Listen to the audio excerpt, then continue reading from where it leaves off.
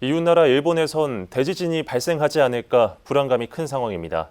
지진이 발생해도 우리나라에 미칠 영향은 그리 크지 않을 것으로 보이는데요. 한반도도 더 이상 지진 안전지대가 아닌 만큼 행동 요령을 숙지해야겠습니다. 남경민 기자입니다. 하늘을 가로지르는 일직선 모양의 구름. 일본 현지에서는 지진이 일어나기 전 나타나는 지진운이라며 SNS를 통해 공유되고 있습니다.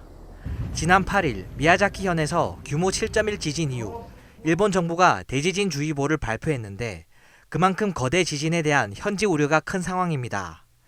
일단 전문가들은 대지진이 발생하더라도 우리나라에 미치는 영향은 그리 크지 않을 것으로 내다봤습니다. 일본의 서쪽이 아닌 일본의 동쪽이기 때문에 쓰나미가 발생하면 일본을 넘어오기는 조금 힘들고 영향도가 작아지게 됩니다. 그런 측면에서 봤을 때 당연히 지진의 진동은 느껴지기는 하겠지만요. 우리나라에 심각한 피해를 발생할 가능성은 낮을 수 있겠습니다. 2014년 이후 경남 지역에서는 해마다 규모 2.0 이상 지진이 한 번 이상 발생하고 있습니다.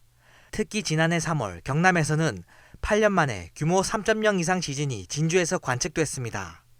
당시 인명피해는 없었지만 소방신고가 잇따르는 등 지역 내 혼란이 빚어지기도 했습니다. 지난 6월엔 이례적으로 호남 내륙 지역인 전북 부안에서 규모 4.8의 지진이 처음 발생했습니다. 때문에 우리나라도 더 이상 지진 안전지대라고 볼 수 없는 만큼 지진 대비 대책과 교육을 강화해야 한다는 목소리가 커지고 있습니다.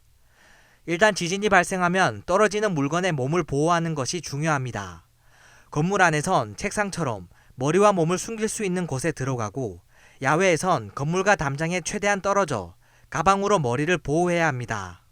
슬리퍼를 신고 있다든지 맨발인 경우에 유리창이 깨지거나 파편에 의해서 발바닥이 피해를 입을 수 있기 때문에 꼭 신발을 착용하시고 대피하는 것이 굉장히 중요하다고. 우리나라도 더 이상 지진 안전지대가 아닌 만큼 지진 발생에 따른 행동 요령을 숙지해야 하겠습니다. SCS 남경민입니다.